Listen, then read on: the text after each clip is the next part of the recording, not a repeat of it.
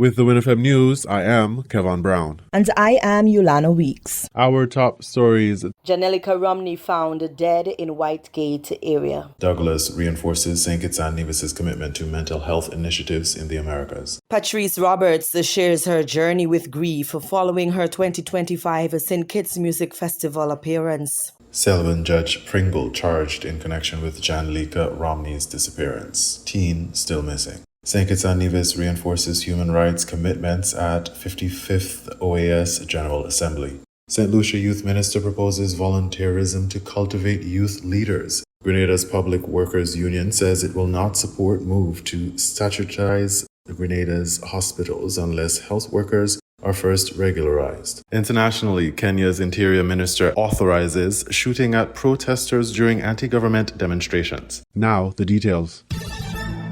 In a tragic development concerning the disappearance of 15-year-old Janelica Romney of New Guinea, the Royal St. Christopher and Nevis Police Force has confirmed the discovery of Romney's body. According to authorities, Janelica's body was found around 11:30 a.m. on Friday, June 27, in the Whitegate area after she went missing on June 16. The discovery of the 15-year-old's body comes as authorities charged 64-year-old Selwyn Pringle of Dietby with kidnapping and false imprisonment in connection with Janelica's disappearance. The missing teen spurred widespread concern across the Federation, and a search party carried out on June 21, 2025 aimed at bringing her home. Police are urging anyone with relevant information to contact the Violent Crime Unit at 662-3468 or the nearest police station. The critical issue of mental health in the Americas has once again taken center stage with a strong call for intensified focus and decisive action. On Wednesday, June 25th, the Right Honorable Dr. Denzel Douglas, Minister of Foreign Affairs for St. Kitts and Nevis, reiterated his nation's unwavering support for regional efforts to bolster mental health systems. The endorsement was made during a high-level event co-hosted by Antigua and Barbuda and the Pan American Health Organization, which was convened on the sidelines of the 55th Organization of American States meeting. This event served as a pivotal platform to galvanize coordinated regional initiatives aimed at improving mental health outcomes and ensuring the Americas' collective voice has a significant influence on the global mental health agenda. The recognition of mental health as a fundamental human right, essential for personal development and socioeconomic progress, underpins these discussions. So I just want to endorse so far what I have heard with regard to the commitment that is being made in this very important session of the OAS General Assembly, the commitment to deal with the challenge of mental health disorders here in the Americas. In fact, at one time I've had the opportunity to serve as a medical doctor, and I can attest to not only the breadth of conditions that fall within the broad spectrum of mental illness, but being alarmed so many years ago at the emergence of so many young people within or with this particular challenge. Of course, many of which today that we are seeing in St. Kitts and Nevis are related to substance abuse. And to a large extent, we would not have had not only the opportunity to deal with these in a way that would bring success in terms of treatment, but it was a challenge for the recurrence of the disorder being displayed as a result of the abuse of substance. PAHO, an international public health agency with over a century of experience, has consistently supported countries in the Americas to enhance health and living standards. As the regional office for the Americas of the World Health Organization, WHO, PAHO plays a crucial role in technical cooperation, strengthening health systems, and responding to health emergencies. Their commitment extends to developing and implementing programs that promote and prevent mental health issues. St. Kitts and Nevis has demonstrated its commitment through concrete actions. The nation recently launched the Mental Health Service Systems Enhancement Project, a significant 3-year initiative valued at over $1 million. This project is specifically designed to expand mental health resources, build capacity among mental health professionals, and improve accessibility to services. Prime Minister, the Honorable Dr. Terence Drew, has previously highlighted the project's aim to normalize mental health and wellness and to eradicate the associated stigma. The intention is to reduce gaps in prevention, screening, early detection, and treatment of mental health disorders, with a commitment to gradually increasing the allocation of funds to mental health service delivery. The issue of mental health, particularly its intersection with substance abuse, remains a pressing concern across the Caribbean. Studies indicate growing mental health problems in the region, with substance abuse being a significant contributing factor. For instance, research on Jamaica and Guyana revealed differences in the prevalence of mental health conditions, with higher rates of alcohol abuse, drug abuse, substance abuse, and mania generally found in Guyanese populations. In comparison, depression rates were higher in Jamaicans. These challenges highlight the critical need for robust prevention programs and accessible treatment,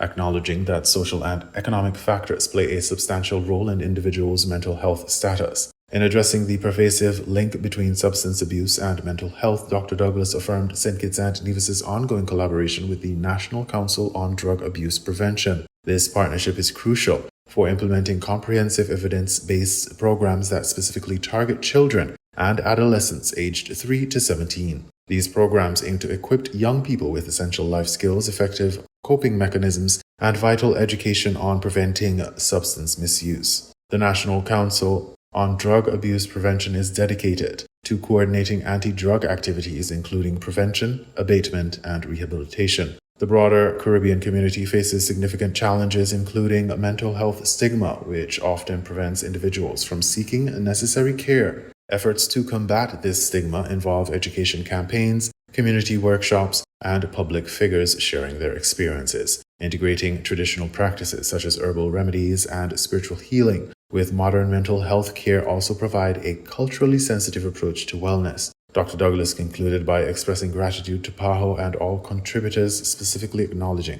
Prime Minister Gaston Brown for, again, highlighting this particular challenge that we face within the health sector within the Americas, and in particular in the Eastern Caribbean and wider Caribbean community. This collaborative advocacy underscores the regional imperative to prioritize mental health and foster resilient health systems to ensure well-being for all. Night 1 of the 27th staging of the St. Kitts Music Festival culminated with a powerful performance from Kes the Band. The preceding performances included the legendary Honeybee String Band out of Nevis, who delivered an energetic performance to start off the show. I am here with the legendary Honeybee String Band out of sweet Nevis, Queen City, Nevis, and I am super excited, don't know if you can hear it in my voice, to be in their presence tonight. They look absolutely stunning. They had a wonderful performance, and now I'm going to ask, how was the experience for you tonight? Well, we had a wonderful time. I mean, it's our first time on a big stage, and we really enjoyed ourselves. Right. I think it was a very historic performance. It was an extraordinary experience. First time on the big stage. We were very excited. We practiced long and hard, and I think we delivered. Wonderful. And just as you said, this is your first time on the big stage, and I don't know if you take it for granted, but this is literally the biggest music festival in the Caribbean. I want to know, how does that feel for you? Well, like I said, yes, we will not take that for granted, of course, but we plan to go bigger and better. Okay, now I want to turn my attention to the youngest member of the Honeybees String Band, and I want you to tell me your name and age and how long you've been a part of the string band. Well, my name is Kemar Keynes. I'm 15 years old. I've been a part of the Honeybees for maybe you could say a couple months. I'm not new to music, but it is what it is. And on the big stage, it feels good for a youngster to be on the big stage, you know what I'm saying? Now, who was it at the press conference that said that they think that the reason the Honeybee String Band was put first was to bring people through the gates? One of you said that? The manager? Yes, well, I want to say that I think it worked because people were coming up the street, rushing while you all were on stage. And I want to go around and get each of your names and tell me how long you've been a part of the Nevis Honeybee String Band. Well, my name is Jeremy Manners. I've been a part of the string band for about 5 years now. Yes. Jelani Manners, I've been a part of the same 5 years. Colin Freeman, I've been with the band for a while. A long time. Good night, I'm Jeremy Manners and I've been a part of the Honeybee String Band for about 5 years as well. My name is Chris Hanley and I've been playing for a while. And last but certainly not least, we have Mr. Evelyn. Mr. Evelyn, how long have you been a part of the Honeybee String Band? Well, I'm Eric Evelyn. I've been a part of this string band for the past 5 years, ever since it was revived. Right. I want to say congratulations to you guys. I'm looking every time I see a video of you guys, I post it, I watch the whole video, and I want to say I'm very proud of you.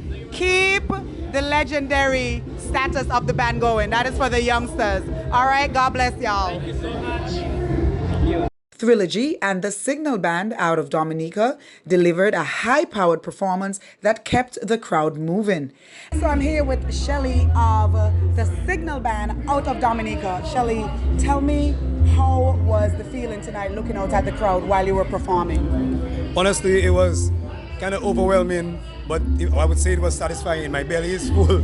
I feel it was satisfying because it was kind of early and some people were disappointed about the time. But I feel like, it's God's timing and it's energy. If the people love you, they'll come out to see you and they will have a good time, and that's what happened tonight. Yes, and certainly I would say that you pulled the crowd to the front. Yes, the people came out for you, and I think you had an electrifying performance. Is there any plans in store with the carnival upcoming for Signal Band and yourself? Yes, you're in St. Kitts, right?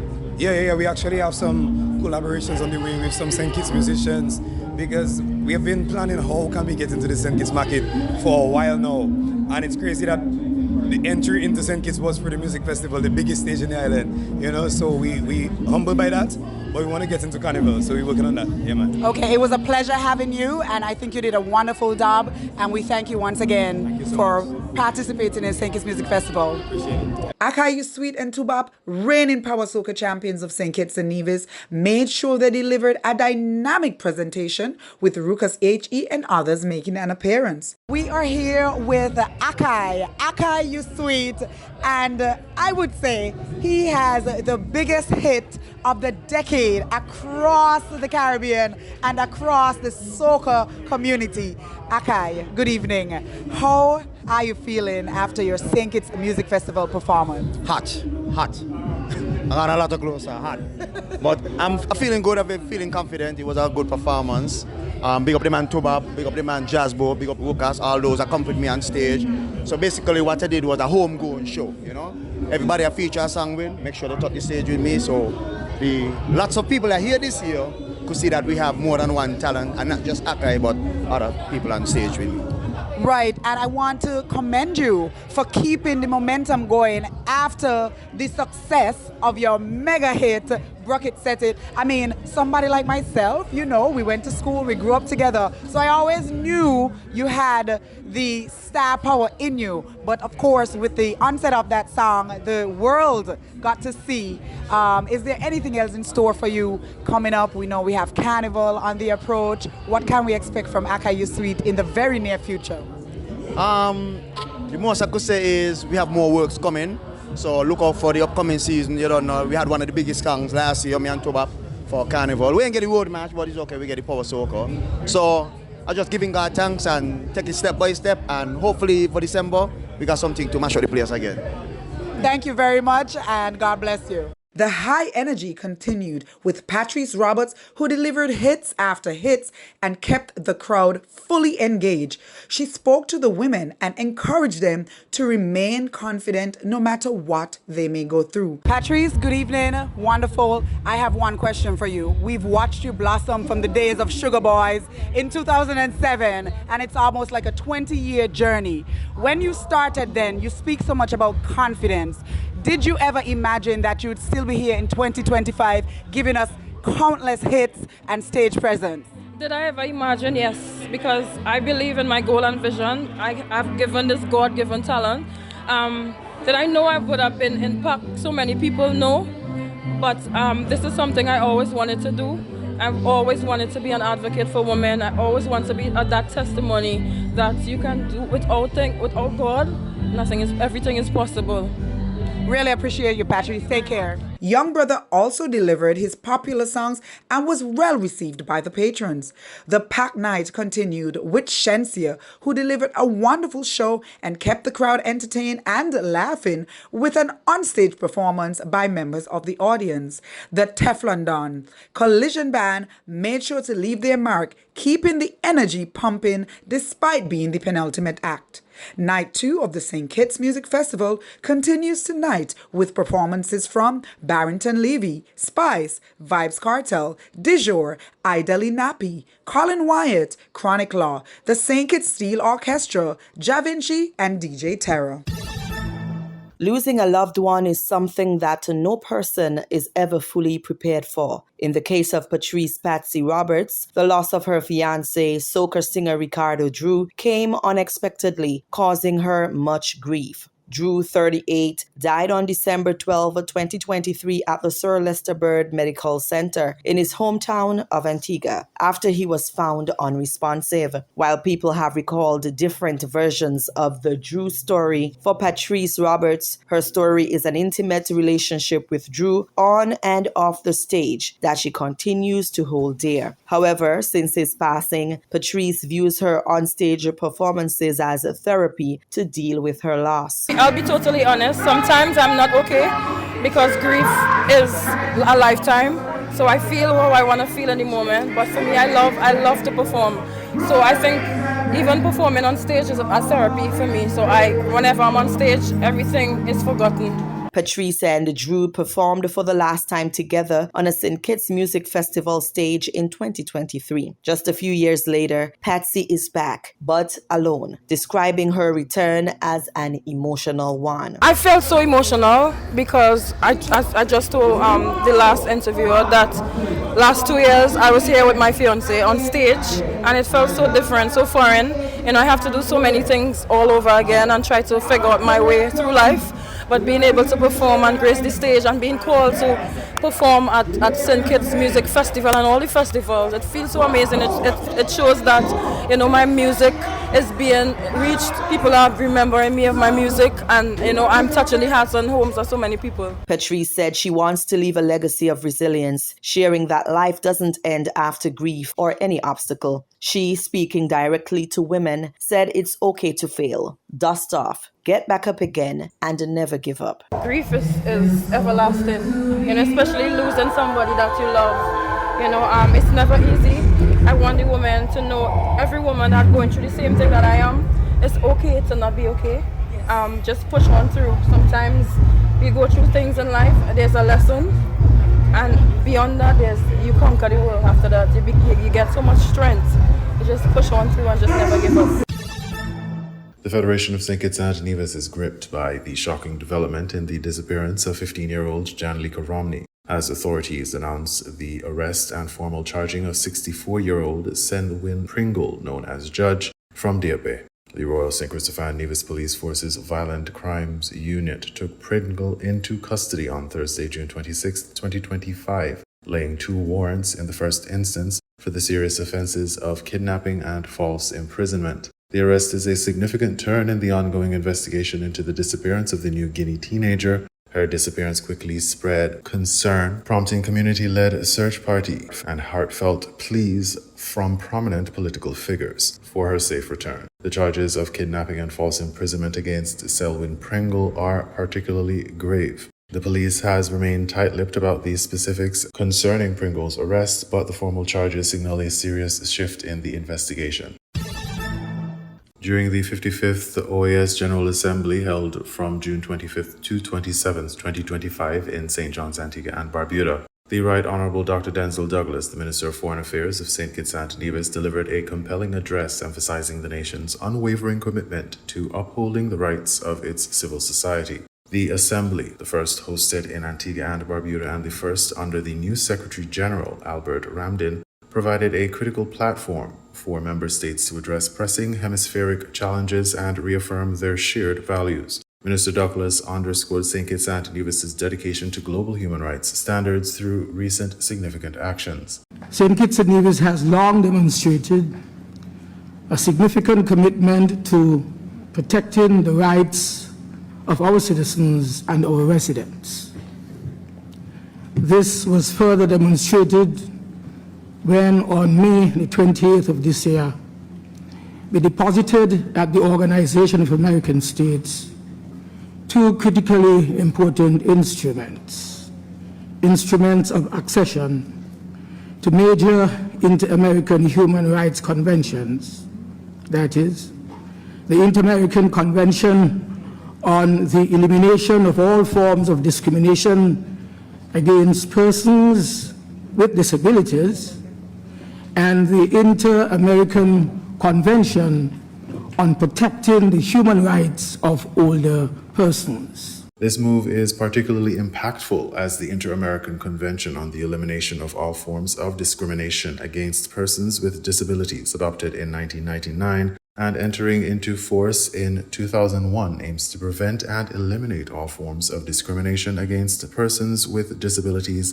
promoting their full integration into society. As a result of its ascension, St. Kitts and Nevis became the 20th country to join this pivotal instrument, reaffirming fundamental rights and freedoms, including the right not to be discriminated against due to disability. Furthermore, the nation became the 13th country to accede to the Inter-American Convention on the Protection of Human Rights of Older Persons, which was approved by OAS member states in 2015. This convention is specifically aimed at promoting, protecting, and guaranteeing the full recognition and exercise of human rights and fundamental freedoms for older persons, fostering a positive attitude towards aging and recognizing the valuable contributions of older persons to society. Beyond these international commitments, Minister Douglas highlighted the government's proactive efforts at the domestic level. But beyond these international commitments, Mr. Chair, the government continues to enact domestic measures. And so back in August of 2022, the Ministry of Youth, Empowerment, Aging, and Disabilities was established for a focused approach to issues affecting the vulnerable community, to enhance public awareness, to institute programs and policies, and of course to promote accessibility and ensure stronger participation of all of society. This ministry, officially launched on February 20th, 2023, represents a new paradigm in enhancing care and services for society's most vulnerable individuals. Since its inception, the ministry has increased public awareness of the challenges faced by individuals with disabilities and has introduced new policies to promote accessibility. For instance, it has launched 3 new Seniors Day Centers in Tabernacle Lodge and Sandy Point, expanding programs that offer seniors spaces to socialize, gain information, and remain connected with their representatives.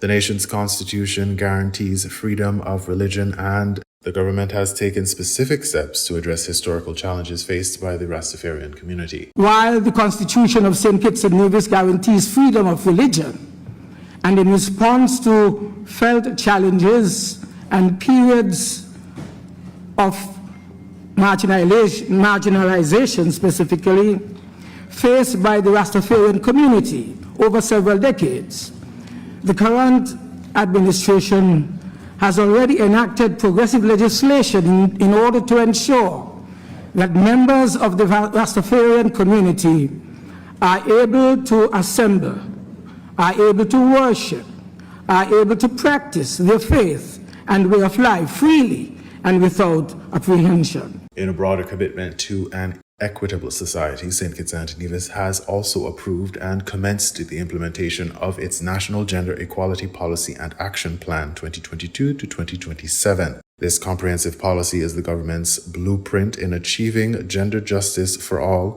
encompassing targets and actions across 10 policy domains, including culture, family, religion, mass media, agriculture, climate change, decent work, education, and the elimination of gender-based violence and discrimination. Additionally, Mr. Chair, St. Kitts and Nevis has approved and commenced the implementation of the National General Equality Policy and Action Plan.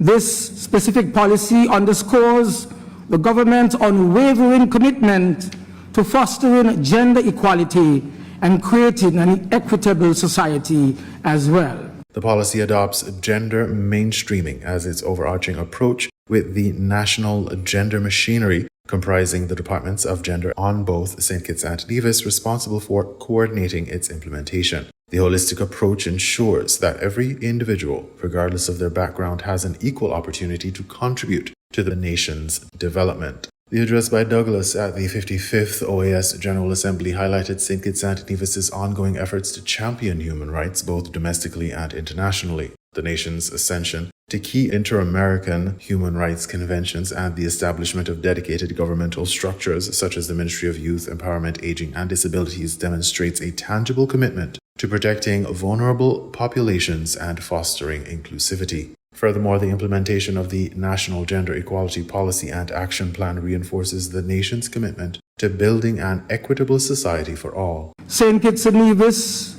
remains resolute. It remains resolute in its dedication to promoting all human rights, access to justice, advancement and inclusion for all people, and of course to empowering our own citizens in St. Kitts and Nevis. These actions reflect a progressive stance, positioning St. Kitts and Nevis as a leader in human rights and social development within the Americas. In regional news, St. Lucia Youth Minister proposes volunteerism to cultivate youth leaders, HTS News Force reports. Youth Development and Sports Minister Kenson Casimir believes that distractions constantly bombard youth, making it challenging for them to focus or prioritize. At the weekly pre-cabinet meeting on Monday, Casimir responded to questions about reviving the seemingly dormant National Youth Council NYC. The NYC has not been outspoken in recent times. I totally agree with you in terms of even when I was growing up, the fervor you would have seen from a Mario Michel, from a Ernest Hilaire, those, Dr. Armstrong Alexis, you do not see it anymore. We have a lot of divided attentions right now in terms of young people getting involved in so many activities. The Youth Development Minister thinks that volunteerism can serve as a catalyst for developing youth leadership skills. He recommended that incentives be offered to youth to encourage them to give back to the community. I think we need to continue to promote attracting young persons into volunteerism. Volunteerism seems to be something that has dwindled away. People don't see the value of it. And I've always been a proponent of rewarding individuals that are volunteering with scholarships, with reduction in tuition costs, with some form of an incentive to get young people that are intellectually sound involved in volunteerism. The minister also mentioned that managing other obligations might contribute to youth hesitating to join the council. He noted that youth mindsets have evolved and they may seek other avenues that they find more beneficial. I think the capacity that we still have those people that are very, very sound intellectually.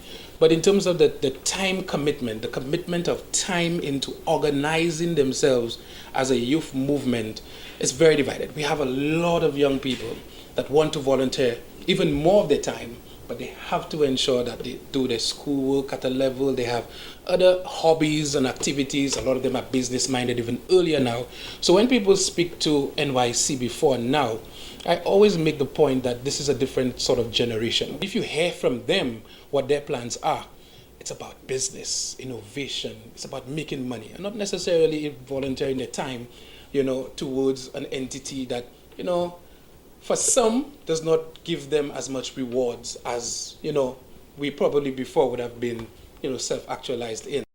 Additionally, Minister Casimir disclosed that the government has approved a National Youth Policy and Action Plan. He is optimistic that these actions will attract more members to join the NYC and revive the youth movement.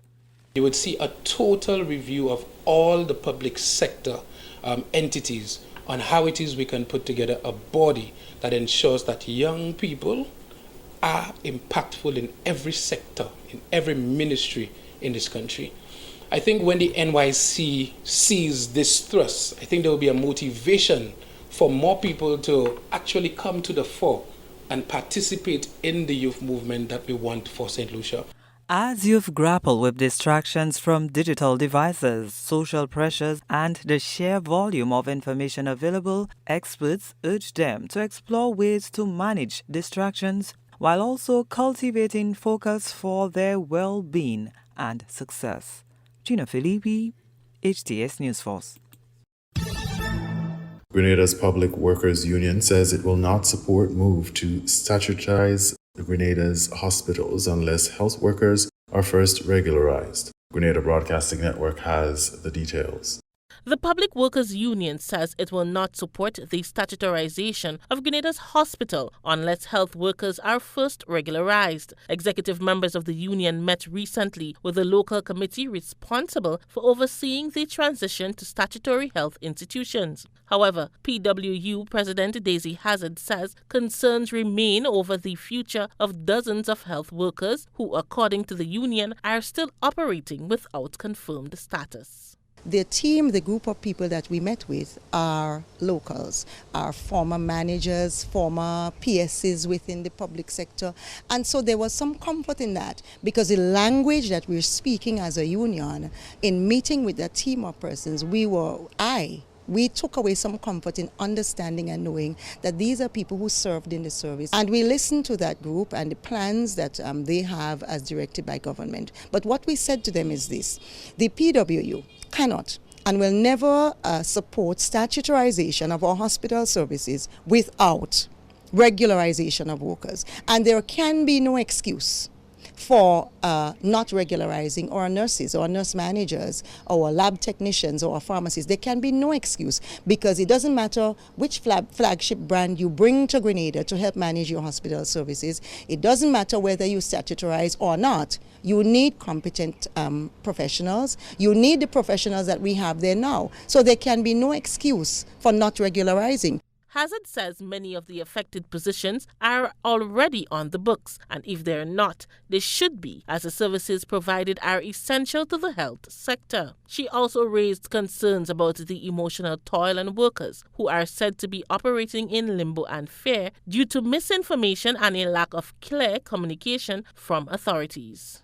Yes, the workers are very much in limbo. As we explained to the team last year, there is fear, there is anxiety, there is rumor, and whispers. There's rumors all over, because in the absence of finite information, in the absence of official information, people are going to pick up little bits and pieces and run with it. And that cannot be good for a change process. That's the worst thing that can happen when you are attempting to institute change for the better. But the people who are affected by the change, they're hearing about the change, by the way, or seeing lab coats walking through the hospital, and that indicates to them that there's change coming. And so we have also impressed upon the Statutarization Committee that in implementing change, you must manage change. You must manage how people speak about your change so that it's not couched in fear and anxiety and frustration.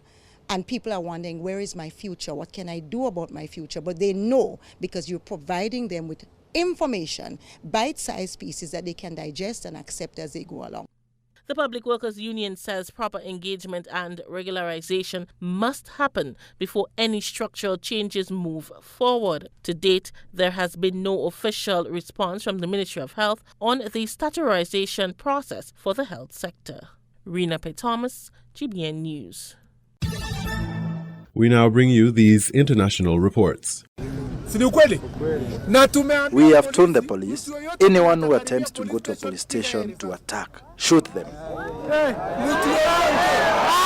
These words from Interior Cabinet Secretary Kipchumba Murkomen shocked and outraged many Kenyans. Murkomen was reacting to protests that turned violent on Wednesday. A person who attempts to throw a stone at a police to try and kill them, we will not sympathize. Those who were killed had gunshot wounds. Many others were injured, some of them police officers. Some police stations were attacked, damaged, or burned during the unrest. and shops were vandalized. Kenyans who've been demonstrating say they want President William Ruto to step down. Let's be honest with ourselves. What do you mean? What do you mean by Ruto must go? How do I go? Because we have a constitution in place, dear people. Thousands of people first took to the streets last year to protest against proposals for tax increases they say were punitive. They say they want good governance, police reforms, jobs, and an end to corruption. This is Parliament. It was barricaded ahead of the protests on Wednesday. The city is now calm. People are going about their business, but there's a lot of anger on the streets. Many Kenyans saying the government is not listening to them. Protests like this often start peacefully but turn violent. Rights campaigners blame politicians and some government officials for using criminal gangs to start chaos. So what the government is trying to do is to change the constitution and to turn rightful protests to become criminality. And that is something we can't accept. These are our rights. When you turn rights into crime, that is the beginning of anarchy in the country. The government says the protests have been politicized, but many people we have spoken to say those in power must just do the job they were elected to carry out. Catherine Soy, Al Jazeera, Nairobi. Don't miss out, get the full picture. Subscribe to Al Jazeera for reliable news and expert insights. Like, share, stay ahead. U.S. consumer spending unexpectedly fell in May as the boost from preemptive buying ahead of President Trump's tariffs faded. A report from the U.S. Commerce Department out Friday showed consumer spending dipped 0.1% last month. Economists polled by Reuters had expected it to edge up 0.1%. It marked the second decline in consumer spending this year. Consumer spending accounts for more than two-thirds of U.S. economic activity. Meanwhile, inflation in May remained muted but drifted further away from the Federal Reserve's target. The Personal Consumption Expenditures, or PCE, price index edged up slightly, putting the annual inflation rate at 2.3%.